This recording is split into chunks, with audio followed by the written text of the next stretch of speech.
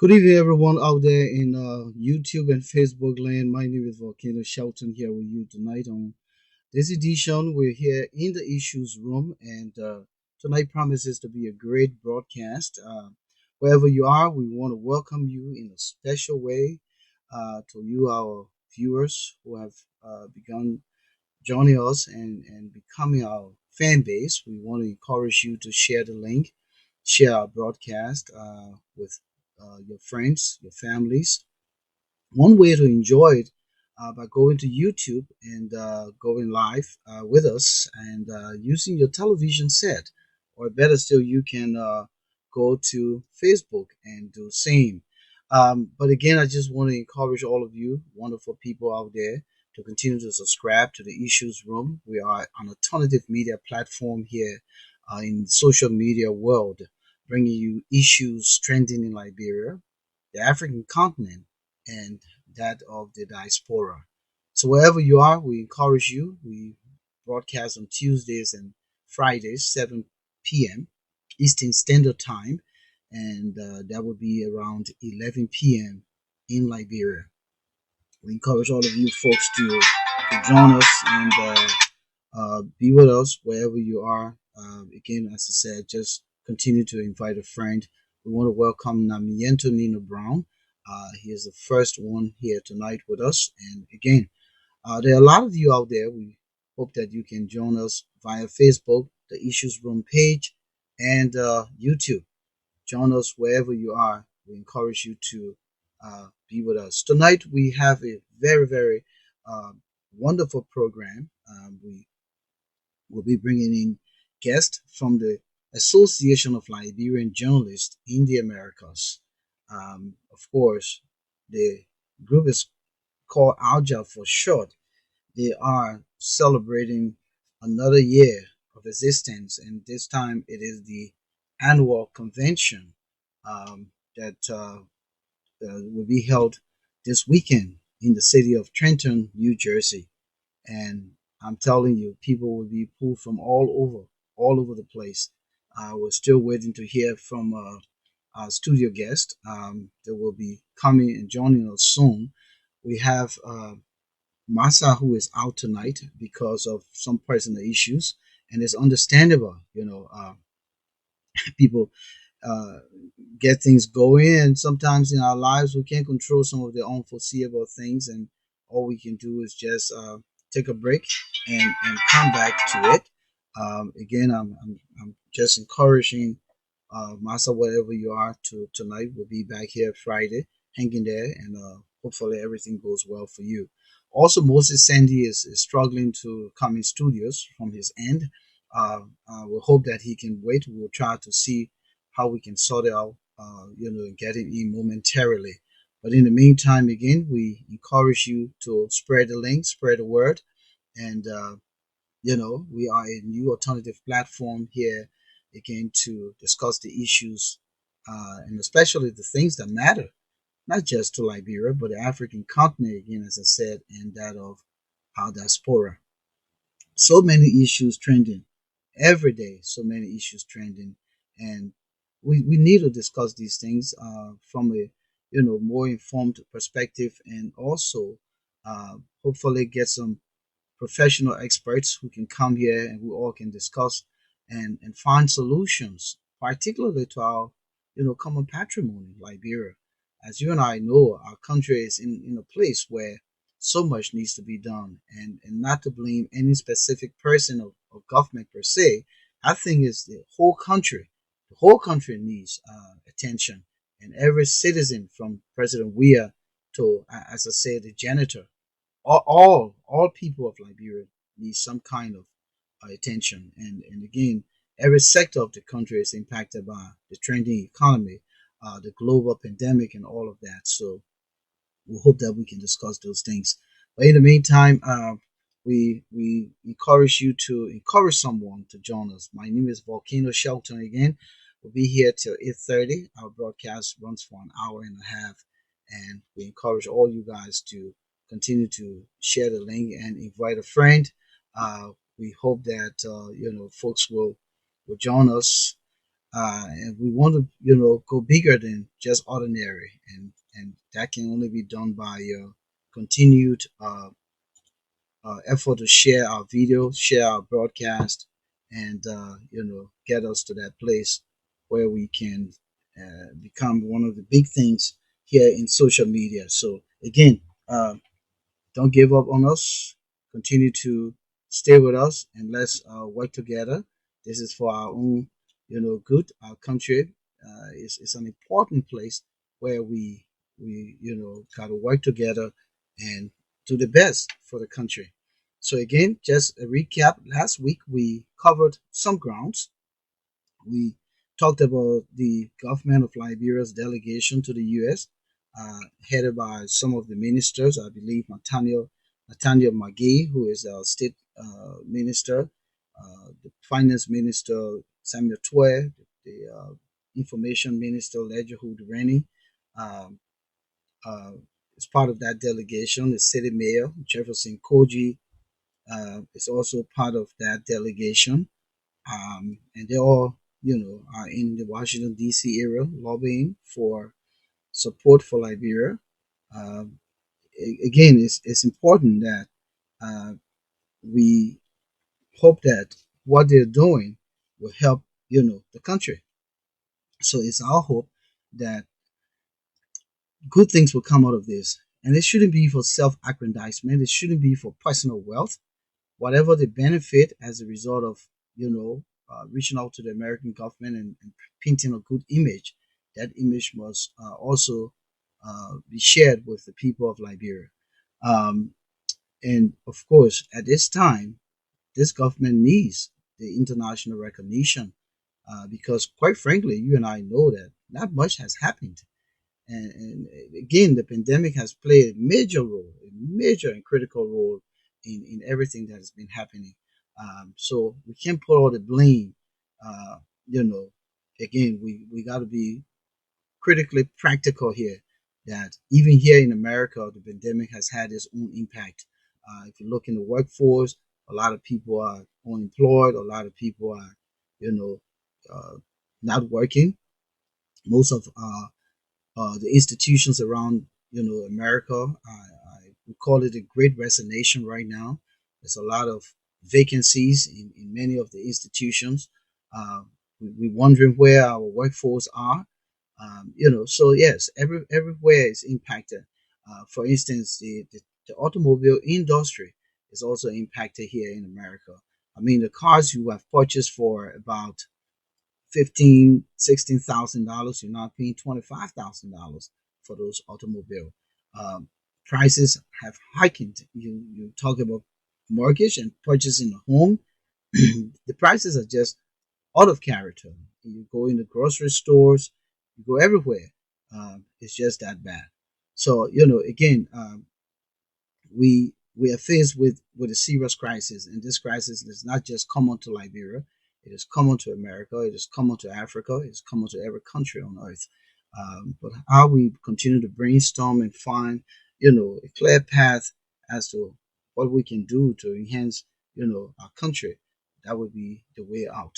So again, I'm still waiting for my studio guests to come in, and also to Moses Sandy. Um, Otherwise, I will soliloquize here tonight. Again, we want to welcome Precious Caroline Smith. Hello, and welcome to the show tonight. Um, please share the link. Please share the word. I'm expecting a lot of folks to tune in tonight here. If you're on, just say hello, so we can be sure that you are here with us and being a part of the discussion. We also featured one. Uh, I would call them international nonprofit organization because they're based here in the U.S. The Kwabli Development Association or Kwabli District Development Association, KDDA. They celebrated another year and they held their inaugural ball to uh, put their leadership in power. And the president Steve Quay was inaugurated on the last Saturday, and the program was well attended, and the benchmark amount they wanted to raise for developmental project within the district, they met that benchmark. And so kudos to the members of KDDA who showed up in order to support us. Uh, that put in enough resources to hopefully get everyone some kind of benefit, especially in the district. The plan is to do, I believe, a high school, and currently they're looking at health and education. So again, we congratulate them for meeting the goal and objective. Tio Sampon, welcome to the program. It's good to have you in the house. Uh, Jennifer Jarley, wow, good evening and welcome to the issues room. I can see now that I'm not by myself, so I will now bring in my partner, my team member, Moses D. Sandy. Moses, welcome to the issues room. You seem to be frustrated. What's going on? Technology been giving you hell back Technology, there? technology has been creating some setback. Do you hear me? I'm listening. Don't ever ask the question. If I didn't, I will tell you. Just go ahead. People have been Yeah. waiting to hear from you. It has been a little bit difficult here with my end. I don't know what was happening, but it's pleasing to be back with you, and we look forward to a very, successful show tonight. And again, I was recapping what happened last week, and I also kind of mentioned the discussion tonight was centered around the Association of Liberian Journalists in the Americas, hmm ALJA, and what do you expect for us to discuss tonight? This week marks the seventh annual convention of the Association of Liberian Journalists in America's ALJA. So we'll be delving into the history of ALJA, the activities outlined for the weekend. It's also my understanding that there will be an election for national officers. We'll be speaking to the national leadership about that. Who are the candidates? And we'll also be looking at other plans that the organization has for media development in Liberia in the years ahead. And so I'm currently waiting for our studio guest, and the guest comprised of the national president, Mr. Joe Mason, the Delaware Valley chapter president, Mr. Jackson Seton, and the Mhm. conventions committee chairman, Yeah. the guy who took the convention by the horn and drag it into where we're all going to be gathering this weekend, Mr. Peter Massaquoi. So right now, I'm hoping that Joe will be available in the coming minutes, or any Okay. one of them. But in the meantime, we're looking at talking about the situation at the University of Liberia, and just to buy some time here, we will be looking at that situation with the closure of the university. I saw this trending on social media where you know no support, and of course, um, the government decided that it would do free education, and probably didn't look at the unintended consequences, and so we'll be discussing that sometime next week. Yes. We'll be taking a closer look at the university. It is my understanding that professors at the University of Liberia have decided to stop going to work because concerns regarding disparity in salaries paid to university professors and other administrative staff at the university. It's my understanding that the disparity is profoundly huge. I was listening to the public relations or the communications person of the faculty association, and he did say that they have administrative staff,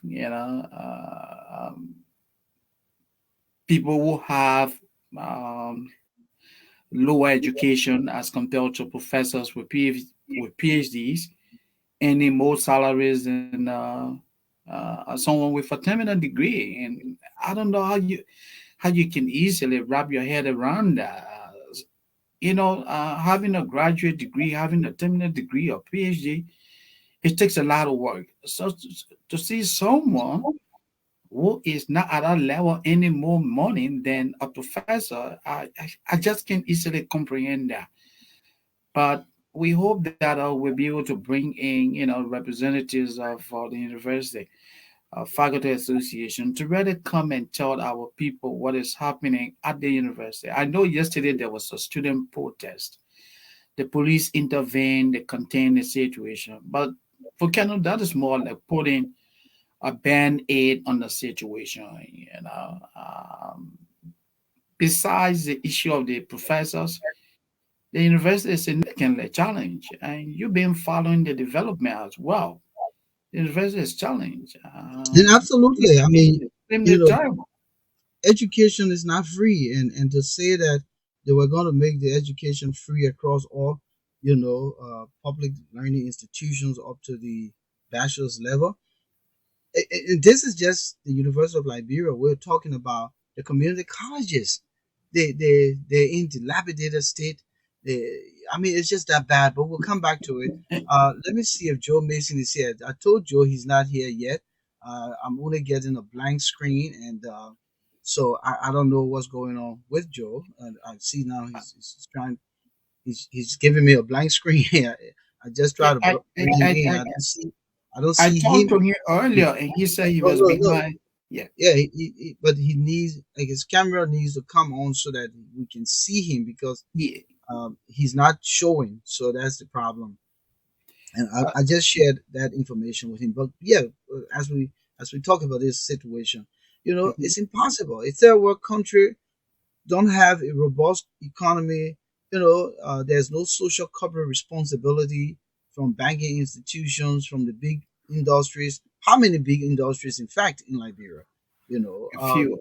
is it and what is their social corporate responsibility to national issues? For instance, in America, some of the big institutions will give grant and money to help sustain learning institutions. Mhm. Um, that is not happening. And so for a government that has the biggest line item in the budget for salaries, you Salary. tell me where would the money come from to make education free? And especially Moses, think about it. You have about 5 million people in the country, Mhm. and a bulk of the people are young people who are yearning for education.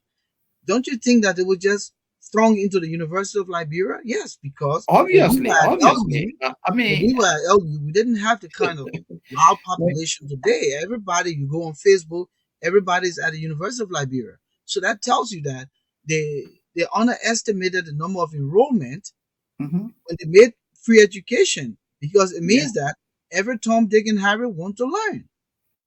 of You course. understand? And then with poor subsidy, it's impossible. It's I, impossible.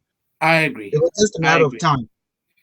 The intention to introduce, free tuition at university and community colleges level by the we administration. The intention is good, but like you said earlier, what the government did not factor in is the cost of maintenance, the financial challenges in the country. Because of seeing these institutions, we're not only talking about the University of Liberia. You have William V. S. Tubman University in Maryland, which is also significantly challenged. In 2019, you have professors leaving in droves because the government could not sustain the university. Now you have community colleges across the country, community colleges all over the place, and all of these institutions are what? Looking forward to government budgetary support in the wake of the current situation with the COVID, the global economy is challenged. Then you're talking about a third world country. This is difficult to pull it up. I don't know what you think, Volcano. Of course, Moses. I mean, there's no, secret to it. Yeah. It is a serious issue, and again, you got to understand from every angle, that education is costly. It Look at right is. here in America. In as much Very as there are some costly. public universities, you still got to, pay money. Mm-hmm. Um, but the other side to all of this is what they didn't also calculate was it will make the quality of education very, very poor, Of course, because yeah. when you have 2 million people in the classroom, to a teacher who feels underpaid, he's just going to do things that will corrupt the learning process. And I that is agree. why a lot of the young people who are in public universities in Liberia are struggling. Now, we got two other folks here. So let's leave that, let's table that topic. We have, Yeah, let's go we'll on come to back our to that guest. next. Let's Um, bring in our guest. Yeah, yeah. let's bring So him in, and I know So this is yeah, going to be a I will very go. I will go according to the hierarchy right now. Since the national president hasn't come in yet, I will yeah. go Okay. and bring in Jackson T. S. Seton, who is the uh, Delaware Valley president. Even though elections was held yesterday, but he's still officially Yeah, president the until man is the still man said he speaking. resigned. The man was trying to get the thing off, and we'll bring in the convention chairman, Mr. Peter Massaquoi. Peter, your lighting is horrible. You got to find a place where the people can see your face. The only thing we're looking at is a black face behind a Okay, black image. I will adjust it from my So office. okay, so Yeah, try to just do that. Try to do yeah, that, and we'll come back to you. yeah. Jackson, welcome to the issues room. Your first time in the issues room. How you doing tonight, and what's going on? Well, Yeah. thank you very much for this opportunity. I'm delighted to join you guys tonight to discuss ALJA's pending convention, which is slated to be held um, from Thursday to Sunday. Mm-hmm. Um, so I'm delighted that I'm here. The long-awaited issue room has finally arrived. I hope this will not be my first time coming in to discuss some pertinent issues as it relates to the Republic of Liberia and diaspora Liberians living in the United States and other parts of the world. Thank you. We have the national president, the Thank you, honorable thank Mr. you, Joe Macy. Mr. Hold Steven. on, hold on, Moses. I'm bringing in I Mr. see Joe the Macy. person in the background. Yeah, Mr. Macy. Good evening and welcome to the issues room, where we discuss the things that matter. Yeah. Thank you. Thank you so much, for Focando. Thank you, Moses, for the invitation. Apologies for the technology issue. Obviously, this is the world we live in now. So I try to connect using my desktop. I have some issues, but I'm happy that I'm all this evening with you guys on the issues room. And before we delve into the discussion, I just extend my gratitude to you too and Master as well for this initiative. We're so short on professionalism in our media space these days, and for the three of you who are seasoned professionals who have all the stripes, you've schooled, you've practiced, you know all the guardrails that exist in the profession to decide to do this. I think it's a plus for those of us who follow the craft, and we want to wish you guys all the best. I'm hoping that the issues room can be the shining light and that will illuminate the way for the rest of the folks who are doing something similar. So my congratulations to you on the issues room and wish you guys all the best. Thank you. Let me bring in Thank Peter you, Mr. Massaquoi. President. I believe Peter is now uh, Oh yeah, he's well ready, lit. even though Yeah, the lighting is still poor, but again, we'll take it as it is. Peter he's okay. Massaquoi is the chairman of the convention committee of ALJA. Welcome, Peter. Thank you, Mr. Shelton and your team. Thank you. All Welcome, right, Peter. Moses. Yeah, We have three important people of ALJA tonight, and I will kick the ball, and you're coming. sure. I would like to start with the president. because I wouldn't breach protocol if I thought it was necessary to go to the convention chairman. But Mr. President, what is your optimism for this weekend? What do you hope to accomplish, and what do you see on the horizon so far? Well, one of the things that is unique to ALJA is this sense of camaraderie. We value relationship. We value the spirit of camaraderie that exists amongst us, and for the fact that because of COVID, we were unable to meet in person last year, makes this year convention all the more important. So there's a lot of excitement in the air as we gather this weekend to just sit down and look at where our organization has come from over the last several years, where it is right now, and where we intend for it to go. So the turnout will be really good. All the signs we're getting is that our members are ecstatic. They're making their way to New Jersey this weekend. We're looking forward to seeing other guests join us as well from the Delaware area, Pennsylvania, the New York area. And so it's going to be a weekend of fun, but it's also going to be a weekend where we do some serious business. Mr. Seton, from your end, what is your chapter's role in all of this? Well, thank you very much for allowing me to be on this show tonight. As I stated previously, I think you guys have done a wonderful piece of job to put the issue room together, and to piggyback on what my national president just stated. I think it is important that we as journalists, we try to be part of this platform, because you see a lot of discussions about Liberia.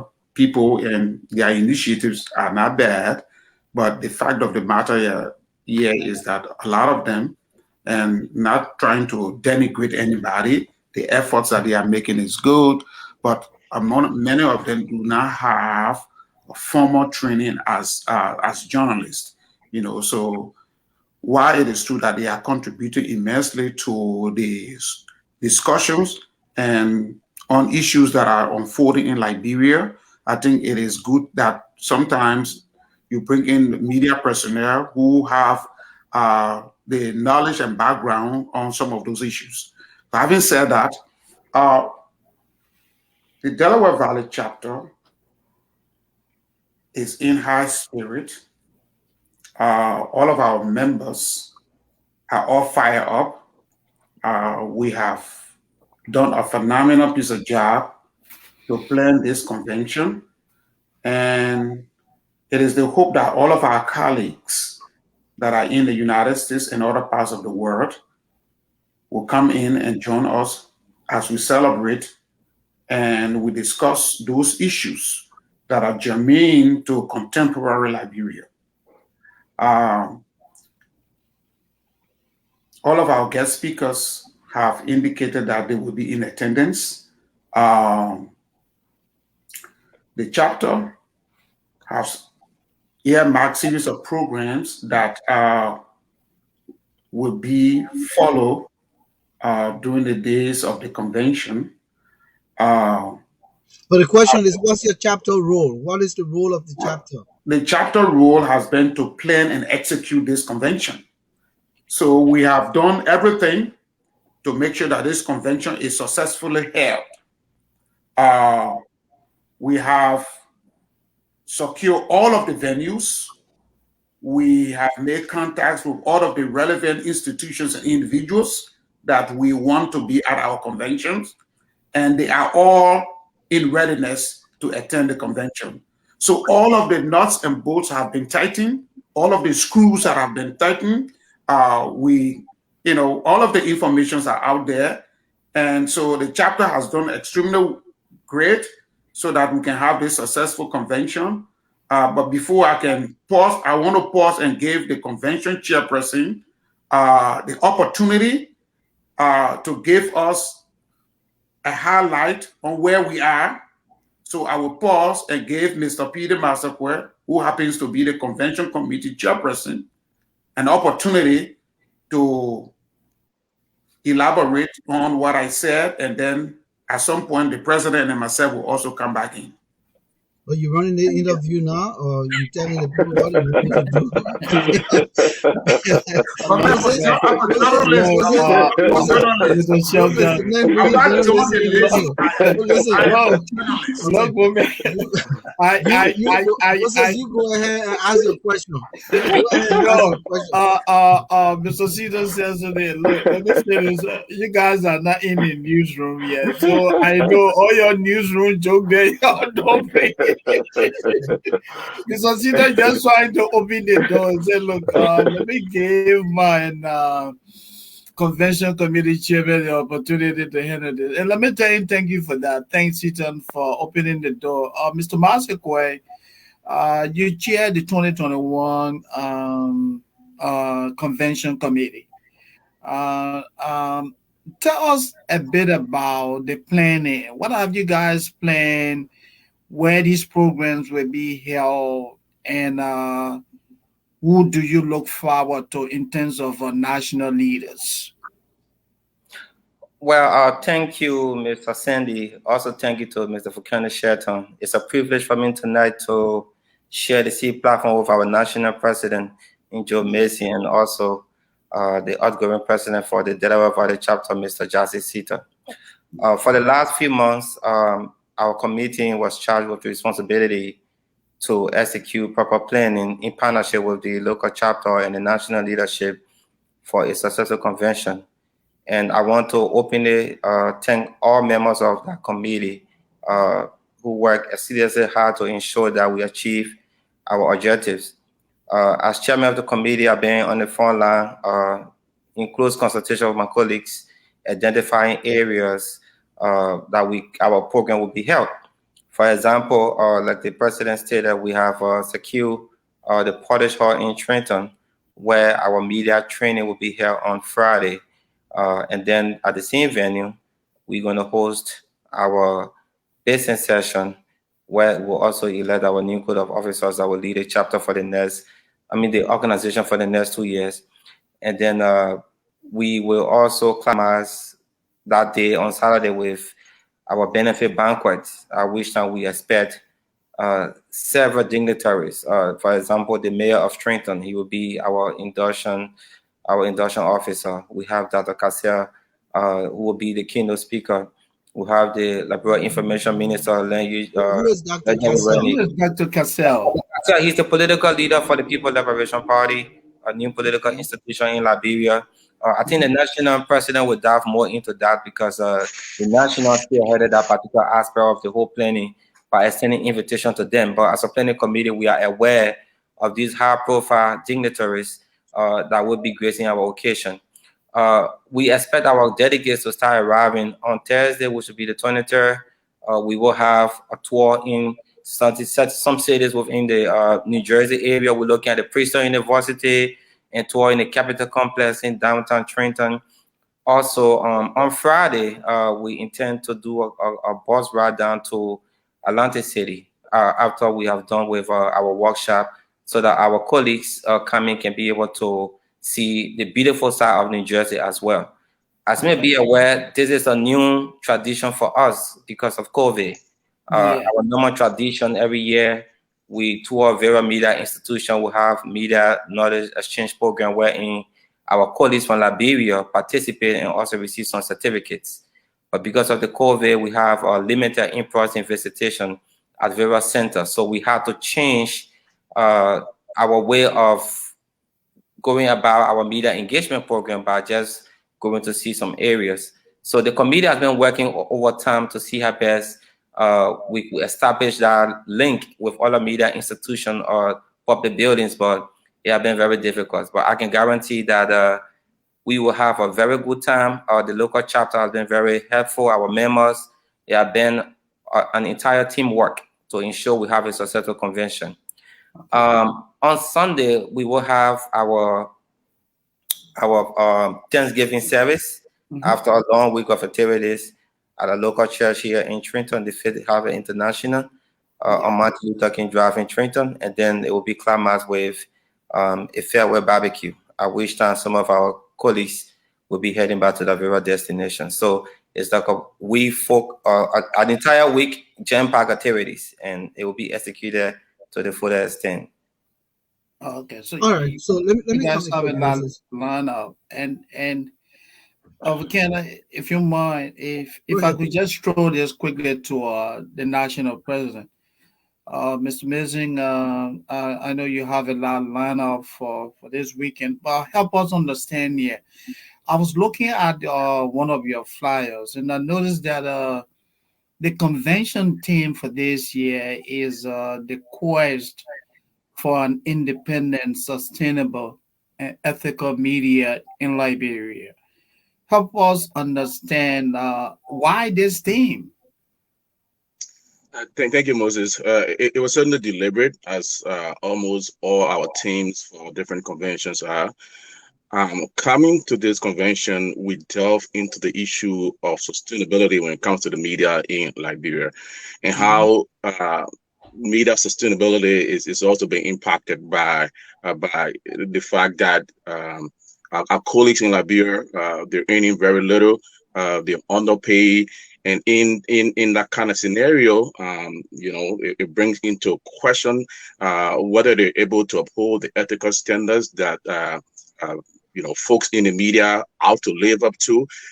If you're not, ethically holding up those guardrails, then your independence is also questioned. So all three of those come into play.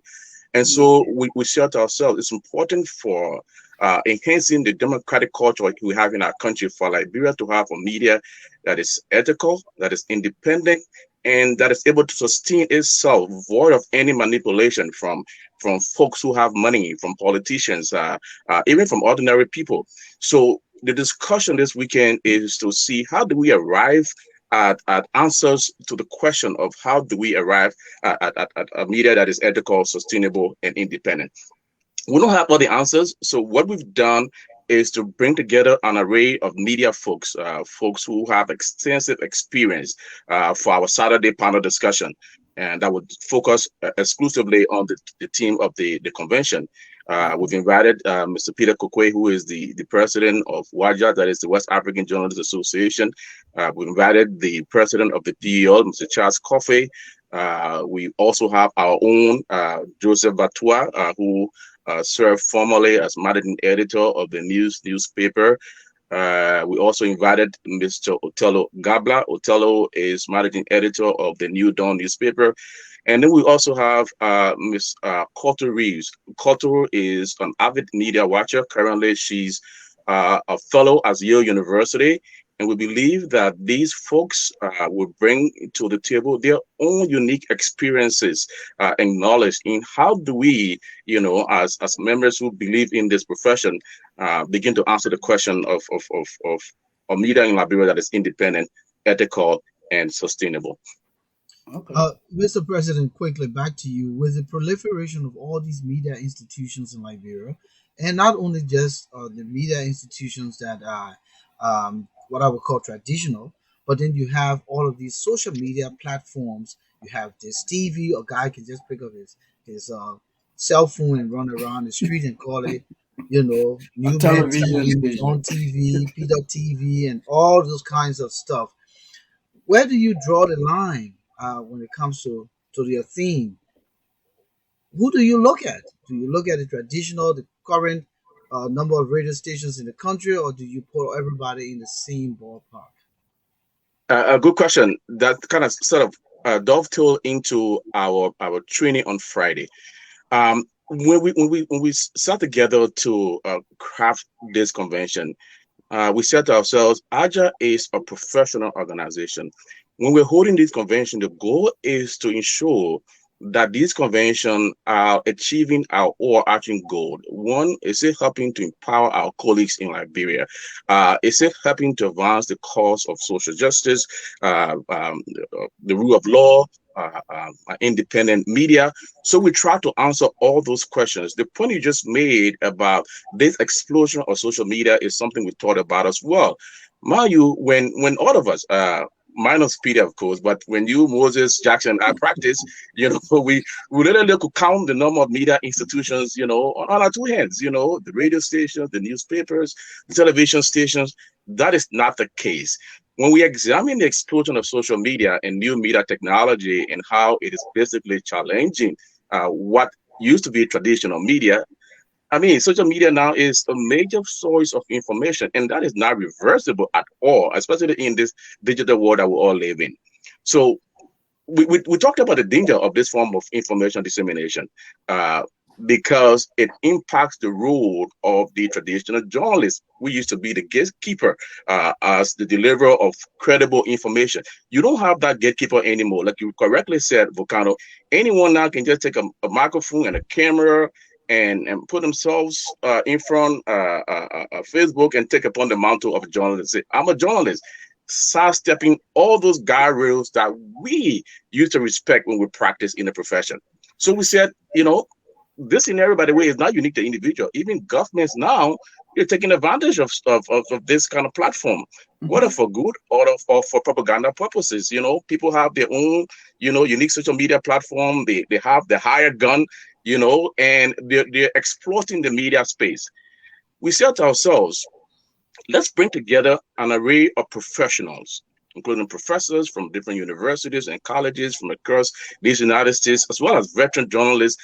And let's talk about how we can begin to address some of the issues that exist in this social media space. Because if we're continuing to practice in this space, we have to be respectful of the rules that govern the profession. And so that will be the core of our media training on Friday.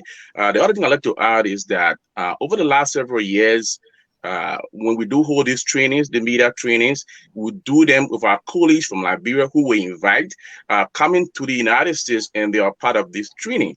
Yeah. Unfortunately, this year, because of COVID, the embassy now has a restriction on offering a visitor visa. So our colleagues will not be able to come. So what we said, we would take the training over to our colleagues virtually. So when we gathered on Friday in Trenton, we'll have these professors and veteran journalists from across the United States presenting at the workshop with some of us who will be there in person, linking up with our colleagues in Monrovia who will be at the I Center on Carey Street. So they will be directly benefiting from the workshop, because we believe that as an organization, helping to develop the manpower capacity of our colleagues is paramount. So that's why we planned the convention where we did. Moses? Yeah, and I would like to put this question to Mr. Seton. We're discussing ethical journalism. You and I practice journalism in Liberia. In fact, everyone also know the media situation in Liberia. In order to make the media in Liberia viable, especially taking into consideration the care of journalists, are you guys proposing that a journalist in Liberia be paid livable wages? Well, thank you very much, Mr. Sandy. This is an issue that we have discussed several times, publicly and in private. Yeah. The situation with the media in Liberia is challenging. The media, as the president correctly stated, our colleagues are underpaid. The institutions they work for are underfunded. And there's so much challenges they are faced with, and it boils down to the issue of ethics. Let's put it this way, and then let's just do it a typical Liberian way. You are journalists in Liberia, right? Mm-hmm. You get up in the morning, you got your family to feed, you left them with nothing, and you say, well, let me go on the field. You went to your office, boom, you got this big scoop, and you try to pursue it, and then somebody, somebody or higher up who has a lot of money is involved in a huge scandal, and you got a scoop, you want to report it, and he calls you into his office and give you something on the ground. What do? Do you report the news, or do you take what he gives you? So that's a serious challenge that our colleagues are facing back home.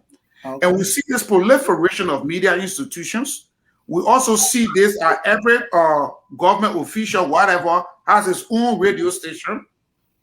So it's a huge challenge. How do we do this balancing act on how the media can be ethical and they can report whatever is obtaining in the country free of bias and intimidation, and also how do it sustain itself?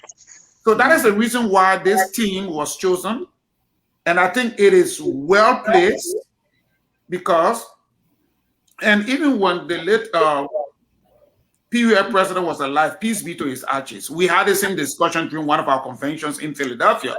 We see a proliferation of media institutions. The question is, why can't they merge? And this is an ongoing discussion that have been held in Liberia and beyond Liberia. You see, everybody wants to be an editor. Everybody wants to have they want to be a managing editor, have their own media institution. Sometimes the media institution or that newspaper doesn't come on the newsstand for about a month, but he maintains his office. You see that? Why don't our colleagues back home look at the idea and say, look, I have this talent, I don't have this means. This person does not have the talent, he has the means. Why don't we merge? Why don't we form a partnership so that we can all grow in this profession? And that's one thing. Another issue is, what is the yardstick for setting up a media institution in Liberia? We don't know. Okay. You see, so anybody can get up and just put a radio station tower up. You see, he has a media institution and he broadcasting. There is no guardrails. So I think it is good that we have these discussions so that we can form some kind of a policy document that will advance some recommendations to government so as to, to regulate the media landscape in Liberia. And one more last thing I want to say, with the proliferation of the social media, there is there's a lot of danger in the proliferation of social media. Why do I say this? Somebody can take their cell phone, they say they go on Facebook, and they propagate falsehood. They propagate falsehood. And other people, they listen to it, they watch it, they take it to be reality. And that's a danger. How do we balance that? Yeah, we know there's freedom of information. Thank you, Jackson. Information comes responsibility. Thank you, Jackson. Let me just come in. We're at an intermission right now. You're just joining us. We're in the issues room here where we discuss the things that matter. Moses Sandy, Volcano Shelton. We're hosting the All Liberian Association of Liberian Journalists in the Americas. The national president is Joe Mason. The Delaware Valley president, who has just resigned his post but still waiting for the elections on this weekend, Mr. Jackson Seton, and the convention committee chairperson, Mr. Peter Massaquoi. We want to go to our chat room and just recognize some of our guests here in studios with us tonight. Ms. Yvette Cephas says she's watching with us from Atlanta, Georgia. Namiento Brown from Pennsylvania. Sekou Kaba. V. Shelton Bridges from Worcester, Massachusetts. Malcolm Lee Joseph following us from Monrovia. Jennifer Jarlee, Vakunun John Wamahe, Theo Sumpon Jr., Precious Caroline Smith. Again, if you can share the link, share the videos, share the page.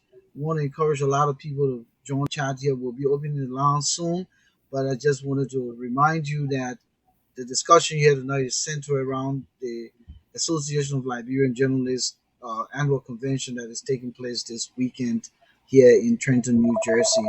Again, also, we want to remind you that our broadcast comes on at 7 p.m. on Tuesdays and Fridays weekly. Let me just come to probably, I would say, the convention committee chairman, because oftentimes when you are planning an occasion like this, you have a yardstick as to what you want to accomplish. Now, people out there may be wondering, why did you pick Dr. Daniel Cassell, the People's Liberation Party presidential aspirant, as a keynote speaker? It could be anybody else. Because there's political undertone to all of these things, how people will kind of, I would say, perceive the whole issue. Well, I will respond, but I think the national president would dive into that 100% because it was a collaborative discussion held, and for which Dr. Cassell was selected. First of all, he was one of those shortlisted to actually speak at our convention. We firstly decided to bring in, I think, the former vice president, but for some situation he couldn't come. So we decided to bring in Dr. Cassell because he knew to the political spectrum of Liberia. He been trying his best to identify with the media and other Liberians across the world. So I think it was one of the reasons why we decided to bring him to see to hear his input into this particular discussion as to sustainable and independent media in Liberia.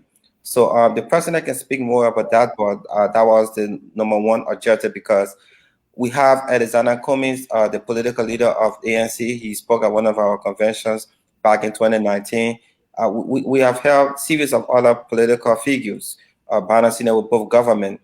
We try not to politicize our event because the primary purpose is about media development in Liberia and how independent they can be. So we can assure our public that it will not be any political debate or political forum. It's all about enhancing a sustainable and independent media in Liberia. Joe, you want to add? Yeah. I just want to buttress what Peter said. So, Mayu, Dr. Cassell is the vision bearer of the People's Liberation Party, one of the newest party in the country. And like Peter said, we've invited other political leaders from other parties before. I think going towards elections, it's important for us to understand from these political figures what alternative do they have to offer that is better than what we currently have. So that was one reason why we invited him. Secondly, the issue of media sustainability and ethics and independence in the media is something that we media folks will talk about amongst ourselves and decide what is the path forward. It's also important to understand what do politicians have to say regarding this particular topic. What is their own prescription? Even though we have our own prescription that we're going to discuss, but it's important to hear as politicians, as somebody who is aspiring for the highest office in the nation, what is his own prescription regarding this particular thing we're talking about? And then thirdly, love that the Cassell or hate him, you cannot argue the fact that he's done some really good humanitarian work in the country. He's been able to lift up the loss of people, and I think we should celebrate something like that. So for these many reasons, we thought it would be best that he served as our keynote speaker for this year's convention. Moses? Yeah, and now let's look at your organization briefly. ALJA been around since 1998.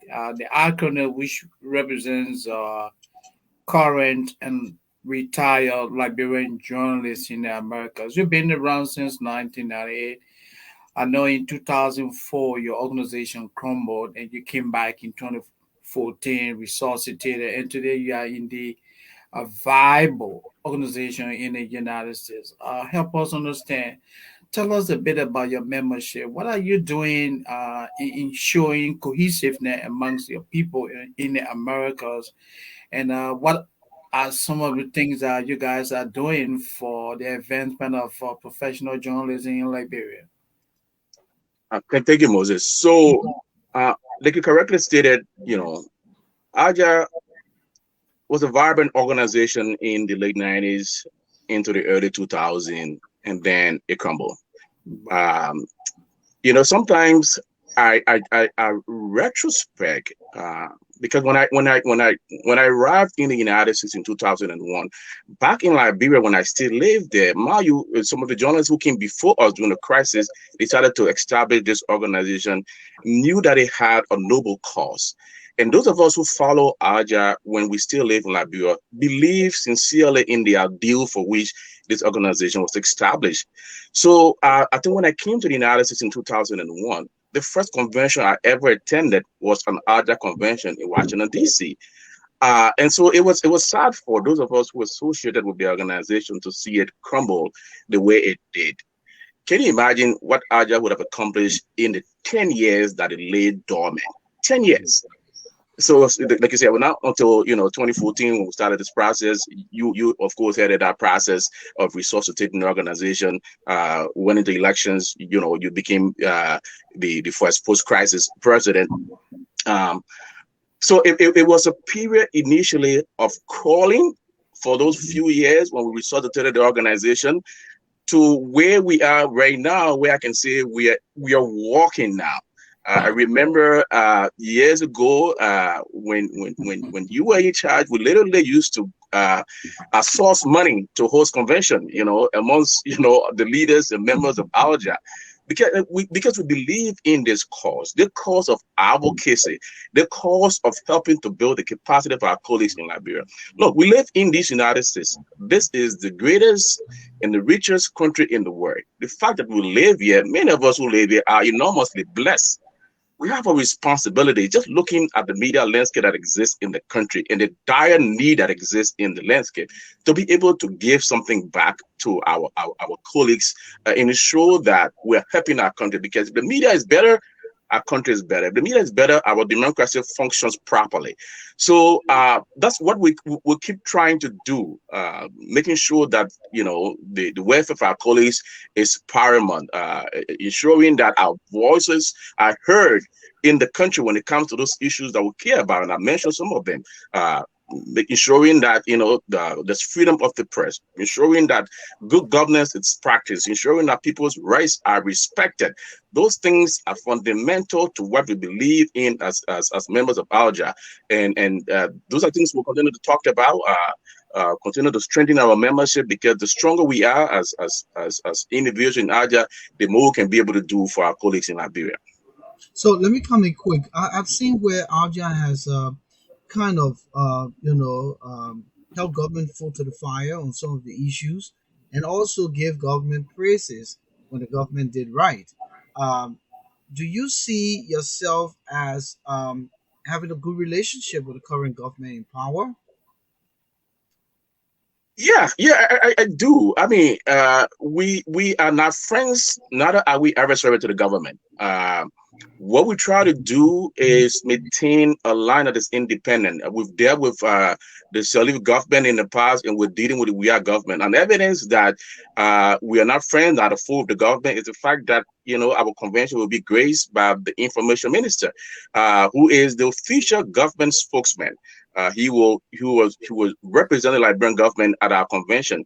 Similar thing happened in the past when Minister Eugene Nangbe, at the time he was information minister, represented the government at our convention. So we try, because we know as Liberians, we need to work with folks in the opposition, just as we need to work with folks in the government to ensure that our goal as an organization is accomplished. So we're not enemies at all. I know sometimes that is the perception out there that we don't like the government. We are anti-government. ALJA is not and will never be anti-government. Because we respect the government. The government was constitutionally elected. We respect them. We respect folks who work in the government. But we see ourselves as an advocacy organization, and I think they ought to respect that as well. Because if they're not doing those things that we think government ought to do, we'll continue to hold them to account. Let me quickly open the lines. The lines are open. Call 484-292-4397 to engage our guest here tonight, Mr. Peter Massaquoi, Convention Committee Chairman, Mr. Jackson T.S. Seton, who is the Delaware Valley Chapter President, outgoing President, put it that way, and also the National President, Mr. Joe Mason. As soon as I open the line, we have a caller, and let me just cue the caller in. Caller, are you there? What's your name? Where you calling from?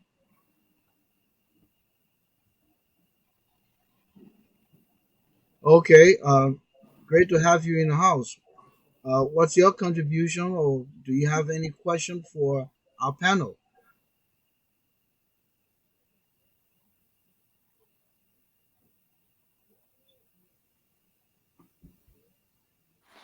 You're in the background where I'm hearing people laughing. Could you isolate yourself? And we are not even hearing her We are not question. hearing. I hearing the caller. You're not hearing him? No. No. Are you guys not hearing the caller? No. No, No. we are not. All right. Okay. Go ahead. I can hear you in studio, but they're saying they're not hearing you. So I'll just regurgitate what you said. Go ahead quickly. Let's run through this.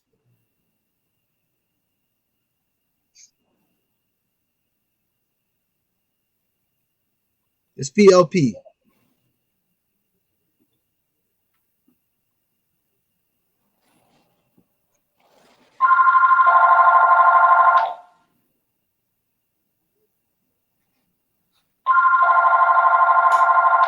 Call from Nielsen.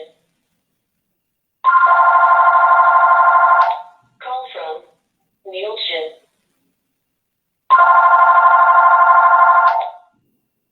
Whose telephone is that? Is the call on the phone? Yeah, that's my telephone. That's my home phone ringing. We're doing a short survey about Could you take it off the hook immediately and put it back? Go ahead. Okay.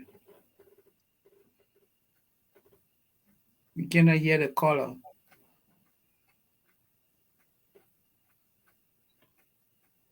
Well, okay. Thank you, caller. So the caller is saying that he's concerned that ALJA, the last time he went to one of the ALJA conventions, and Kwame Clement, at the time who was ANC uh, candidate or aspiring, was the keynote speaker. And here he comes again, another political party, standard bearer. And prior to that was Alexander Cummings. Why haven't we, ALJA meaning, chosen a government official to be the keynote speaker?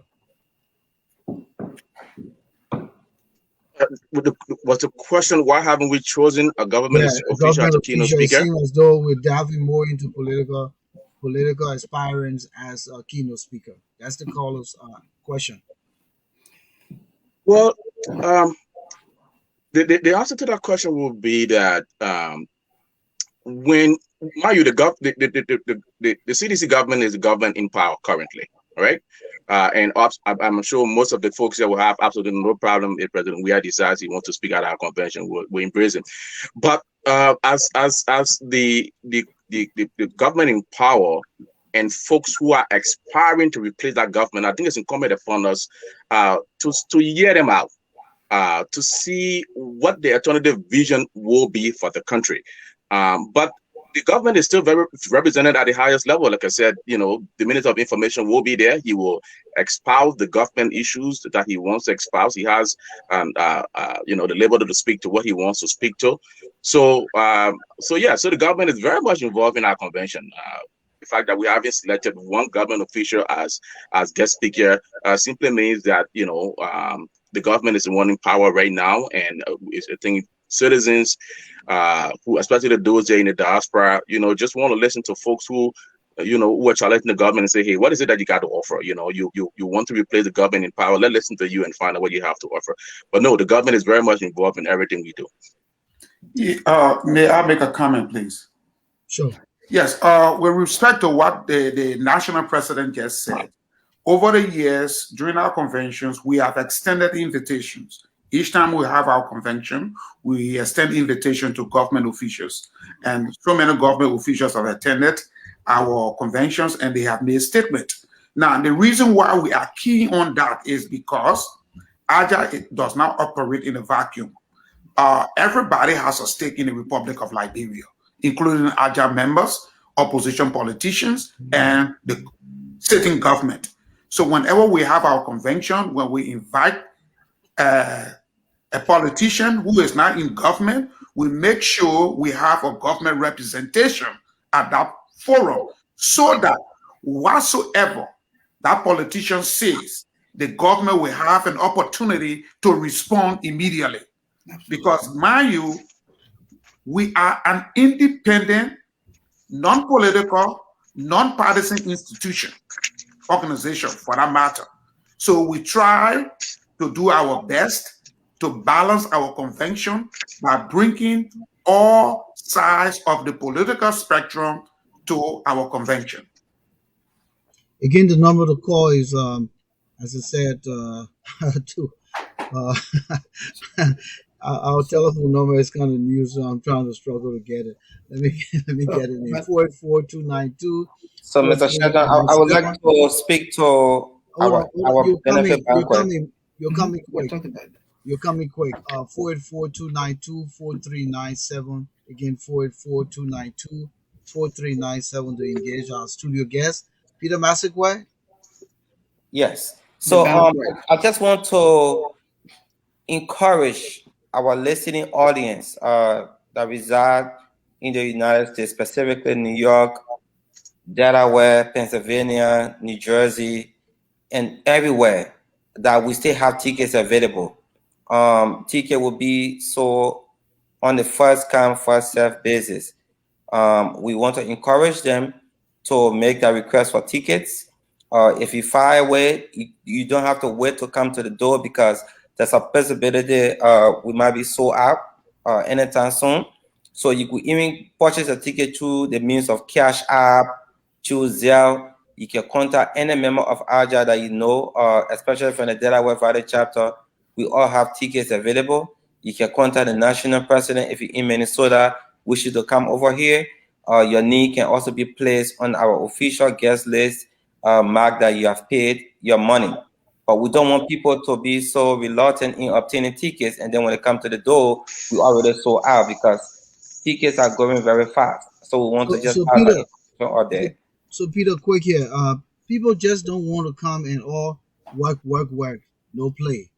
Tell us what are some of the play things going on Saturday night. Oh my God, we have two. We have, by the way, we have two wonderful Liberian musicians. They are all gospel musicians. These are household names in the Trenton, Pennsylvania, in the entire East Coast. We have the Dwarf family. He and his wife, they will be performing two of their newest hit songs. We have Mr. Frankie Gofeko. He's run the Money Restoration Ministry. He will be entertaining on that night. So people not just coming to purchase ticket and just enter. We will have drinks available for our guests. We're also going to have unlimited food available for our guests. So we are encouraging them to come and participate. And like the president stated, we have to raise money. This money that folks are paying to enter and what they'll be donating is all geared toward media development in Liberia. We have our media fund drives. We need resources. So Would that be a you luncheon? can make a way. You can National still purchase luncheon? ticket to support. Would that be a luncheon to raise money that night? Yes, that will be our media fund drive. We will be raising money to enhance our media development activities in Liberia. So even if you are far away across the U.S., even if you are listening in other countries, but you cannot make your way, you can still cash out money to the national leadership. You can sell money to us. We will appreciate it because at the end of the day, our colleagues back home will be beneficiaries. Now, we're trying to raise money. How much are we trying to raise, and who is going to be the key launcher of the fundraiser? We don't have. I mean, we need more money. If we can raise up to 100,000, I mean, it's our goal to raise as much as possible. So we don't have a specific cap to say we want 10,000, 5,000, 6,000. We need enough resources. The Financial question is, who's resources, the chief material launcher? resources as well. Who's So the chief who's the launcher? chief Who have launcher? you Yeah, identified? I can have the president, Mr. Mason, speak to that. Mr. President, who's the chief launcher? So we've considering a number of individuals who will be at the convention. We haven't decided exactly who yet, but we will do that by the time we'll get to the convention that weekend. But there are a couple of options. We know there are quite a few people who would be more than willing to launch the media fund drive for us on that weekend. Okay. So let me ask you, Mr. Massaquoi, I heard you talk about tickets earlier, but you didn't tell us, the price or the prices for the tickets. What are they? Well, we have three categories of tickets. We have general admission is $30. Okay. We have couples ticket. If you want to come with your wife or significant others, it's $75. Okay. We have our patrons, people who believe in ALJA and want to support ALJA. We have the patrons ticket for $100 United States dollars.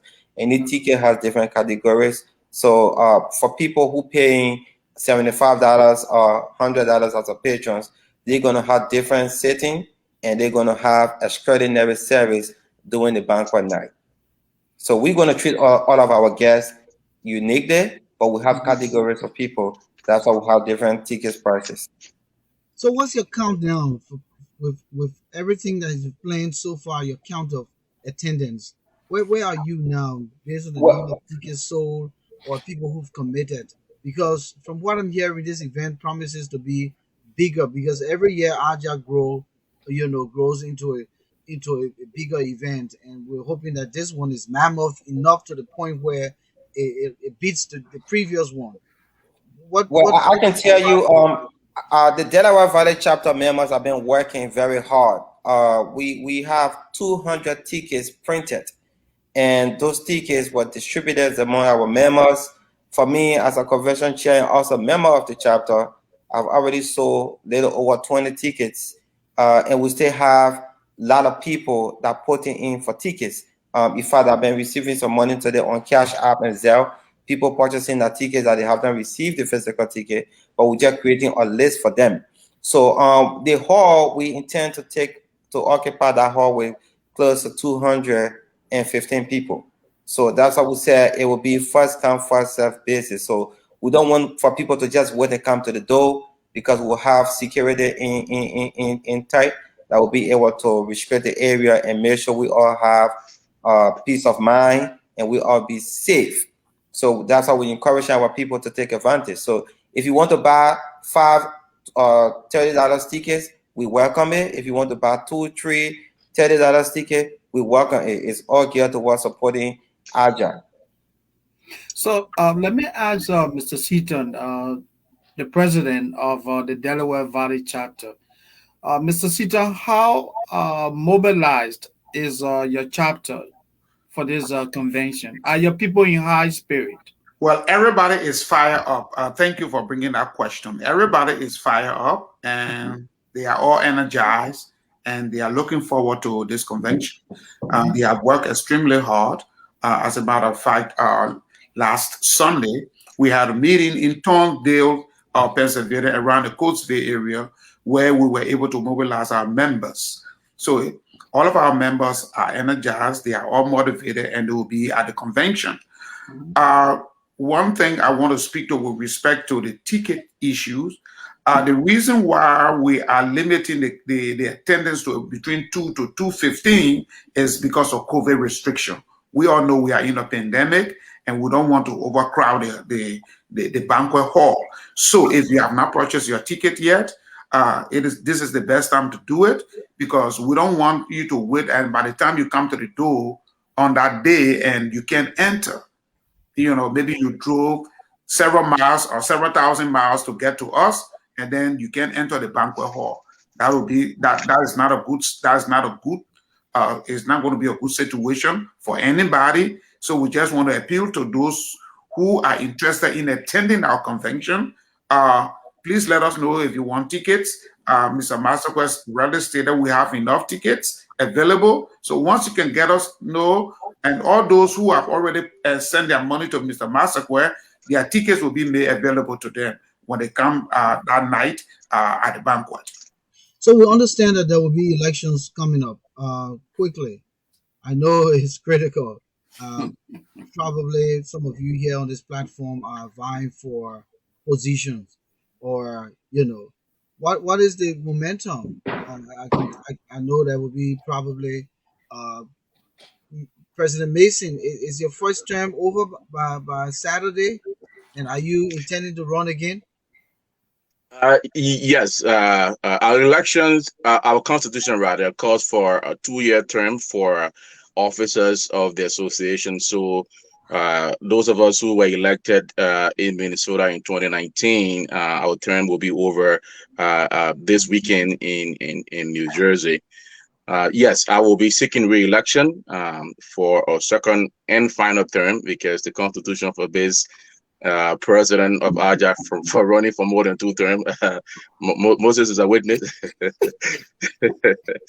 So I will be seeking re-election, and there are other candidates for the position of vice president. Mr. Peter Massaquoi, who is the convention chairperson, is seeking that position as vice president. So is Dr. Sam Johnson, also from the Delaware Valley chapter. We also have, as far as I know, because the Elections Commission has released the names of candidates for who are seeking offices in these elections. I know for a fact that there are 2 candidates for the position of National Secretary General. They include the incumbent Secretary, Mrs. Akai Awolite Gleding, and we also have Mr. who's from the Delaware Valley area, and Mr. Joey Kennedy, who is from the Midwest chapter. So those are the competitive races in these elections, and I think we're all kind of excited that different campaigns are now running. They're not running the candidates or promoting the candidates, which I think is a good thing. And we're looking to an election this weekend that is free, fair, and transparent. Which is something that we're pretty good at doing as ALJA members. Do we know if anyone running against you? As far as I know, no. I don't know of anyone who is running against me. So I considered myself fortunate, and I think I'm just pleased at the level of confidence that my colleagues continue to repose in me, and I don't take it for granted. It's something that when you look back on, you want to be grateful to your colleagues who can look at you and say, okay, we think you need to go back to this position unchallenged, and I don't take it for granted. It's not something I think happens in a lot of elections. So I'm very pleased, and I want to thank my colleagues for that. So, yeah, Mr. President, I want to ask you a question. What is the requirement for an individual to be voted for or to participate in the election? What is the requirement? Well, you must be a registered member of you must be a registered member of the association. You must be either a practicing journalist or one who practiced in a profession before. You must meet all the financial requirement for a member. You must pay your convention fees, and I think in short, those are the requirements. You said convention fees, and how much we're talking about? You said dues. How much are we talking about?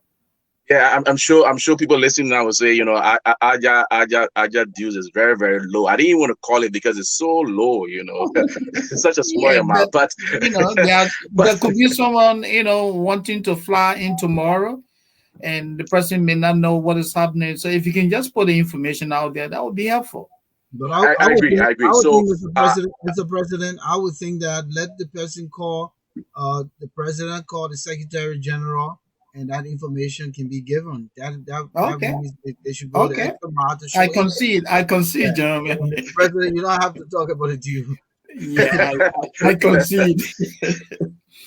But it seems that you guys are working very hard, right? Yeah. So no, we're working very hard. I just wanted to add, I want to check Mr. Vulcano's record to make sure he paid the due the way he's pushing back at me.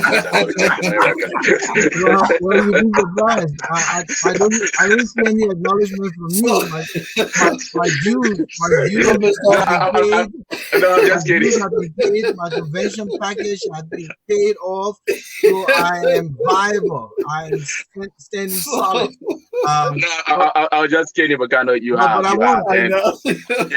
I want to thank all our members who've already made their contribution, who made their payment, and in the next few days, as we get closer to the start of the convention, which is in 2 days, we're hopeful that the rest of those who are still in debt can make their payment. If you all don't mind, I don't want to gloss over this. I just want to emphasize, Vulcano, the training session, because sometimes I think it gets jumbled up from what is happening on Friday versus what is happening on Saturday.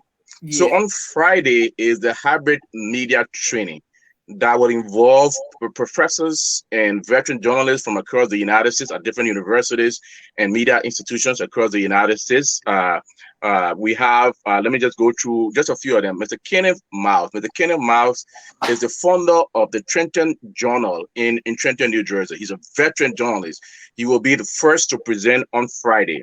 We also have Professor Kim Pearson. She is an executive professor of journalism at the College of New Jersey. She will also present at our workshop on Friday. And then we have Dr. Musonda Kapatamoyo. He is the chairman of the Mass Communication Department at the University of South Illinois in Edwardsville, in Illinois. His specific specialty is teaching, writing, and design for the web, multimedia use in mass media, new technology, and media. Just to emphasize the point we were talking about earlier about having people come to just give us some of these guardrails in terms of what is important for those of us who are involved in social media news dissemination. And then we have Professor Jean Kirkley. She is professor of media ethics and law at the School of Journalism and Mass Communications at the University of Minnesota. And then finally, we have Jen Stewart. Jen Stewart is the principal editor and writes for the Institute on Community Integration, also at the University of Minnesota. So you can see these are highly skilled veteran folks who know their job, who have decided that they will lend their expertise to our convention, and we couldn't be more pleased and excited that they will drop everything. And we're not paying these people, they're volunteering their services. So we're encouraging our folks in Monrovia.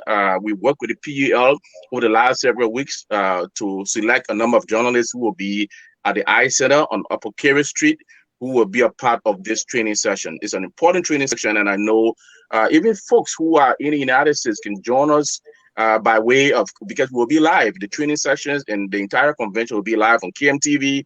We'll be live on LPR TV as well, and other media network will stream our convention. So if you're involved in social media production in whatever form, we want to urge you to take advantage of this training exercise that ALJA is providing, and to help all of us who are in this business do it the right way. And then on Saturday, we'll have the panel discussion. The panel discussion, which will focus on the theme of the convention. I know Jackson was talking about, and Moses asked a question about when it comes to media sustainability, journalists being underpaid. Our goal at ALJA is not to tailor solution for our colleagues in Liberia. So what we want them to do in this panel discussion is to have themselves tailor what the solution will be, which is why all the panelists, the majority of the panelists are folks who live in Liberia, who work in Liberia, who know what the issues are. They will bring those to bear during the panel discussion on Saturday, just before we jump into our General Assembly. So I just wanted to emphasize the 2 points in terms of the distinction between our Friday training session and the panel discussion on Saturday. We're about to wrap up because we got 6 more minutes to go. But quick, the last thought I had here: are these people coming in person because it has an impact, or are they going to be virtual? It will be a mix of in-person presentation and virtual presentation. So there will be a mix. Some will be there in person. All right. So Moses, we're going to go to our studio guest to give the last word. We'll start with Jackson Seton. We'll give you a minute, please, and then we'll come to Peter Massaquoi, another minute, and then we'll wrap up with the president. We like to be stickler of time. It's important. Oh, thank you very much, Mr. Shelton, for giving us, that is the national president, myself, and Mr. Peter Massaquoi, the opportunity to appear on your platform to talk about our pending convention. As you already stated during this interview, you indicated that I'm the outgoing president of the Delaware Valley chapter. That's true. I decided to step back. I have been heading this chapter for a little over 6 years, and I think it is now time for a new breed of individuals to head this chapter and move it at the next level. So again, I want to thank all of members of the Delaware Valley chapter, all of the officers, former officers and current officers of the Association of Liberian Journalists for a good working relationship that I've had with you guys over the years. And I just want to say that let us hold steadfast, let us hold together, because ALJA is a very important institution, and we should all strive to make it more important. Elections are coming, and ALJA needs to be very, very vigilant to ensure that elections in Liberia is free, is fair, and it's transparent. Thank you. So I 1 minute. want to say thank you to everybody. Yeah, Mr. Massaquoi. Well, I want to thank you for giving me the opportunity. Aside from being the chairman of the convention planning committee, I'm also contesting. I want to appreciate the leadership of ALJA for giving me the opportunity to serve in this capacity. And I also want to say thank you to my campaign team and all members of Delaware Valley chapters and the entire ALJA family. We are going through the process peacefully. We're going to run a very clean and professional campaign. We're going to make our case. Our goal is to help support ALJA advocacy through working with the national leadership and to enhance media development in Liberia. I wish everyone happy and successful convention 2021. See you Thank in you. Trenton, New Jersey. Let's go for Joe. 1 minute, please. Thank you so much, Avocado. Thanks, Moses. And I know Masa is not here, but I want to tell her thank you too. And thanks to you for guys for the invitation to be here today. I want to thank Jackson for his services to ALJA, especially the Delaware Valley chapter over the last, I think, 6 years. We owe you a debt of gratitude. To Peter and his team in You don't need New to Jersey, pay thank me. you for putting together what we anticipate will be a wonderful convention come this weekend. ALJA is a unique organization. It occupies a unique space in the diaspora, and we've over the last several years garnered for ourselves a reputation that will continue to be strengthened in the years ahead. And I want to thank all our members. I want to thank Moses too, as the former president, for all his work he did prior to my ascendancy. I think when I took over, what I promised to do was to build upon the success he has achieved. And I think we've done that to an extent. Hopefully, the next 2 years we can do even more. And then whoever takes after me will do the same. It's moving the goalpost one step further. And that is the thing. That is what I think every president ALJA ought to do. So I'm looking forward to a wonderful weekend. We're looking forward to a successful convention. We're looking forward to raising as much money as we can raise to be able to impact our colleagues in Liberia in a positive way, building the capacity, enhancing the work they do, and ensuring that our advocacy continues in the country. Thank you all so much. Thank you, Moses. Alright, Joe. Thank you for being here. Thank you, Jackson. Thank you, Peter Massaquoi, for being here. We appreciate those guys tonight.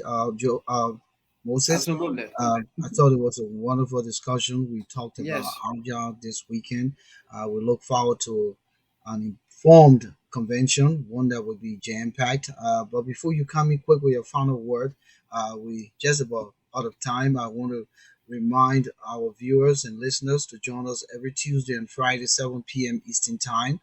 We want to thank viewers who joined in tonight.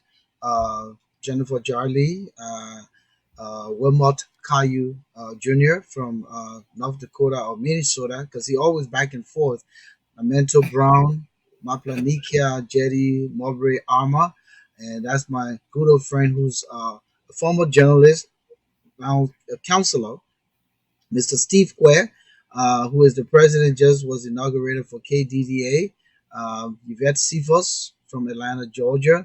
Sekou Kaba, V. Shelton Bridges, Malcolm Wimoga Joseph. Hopefully he was still there. Vakunun John Wamahe and Theo Phyllis and Sampon Jr. and Precious Caroline Smith. Moses? Yeah, I think it was a good show. We heard a lot about ALJA, the program for this weekend. It seems that the ALJA family is in high spirit. Everything seems to be set for a successful convention. We want to say hats off to ALJA, and we look forward to a huge turnout in Trenton. And I also want to say thank you to you for hosting. I think the interaction was good, and even though we had a little bit of a technical glitch at the onset, but the overall was good, and it was a good show. Thank you.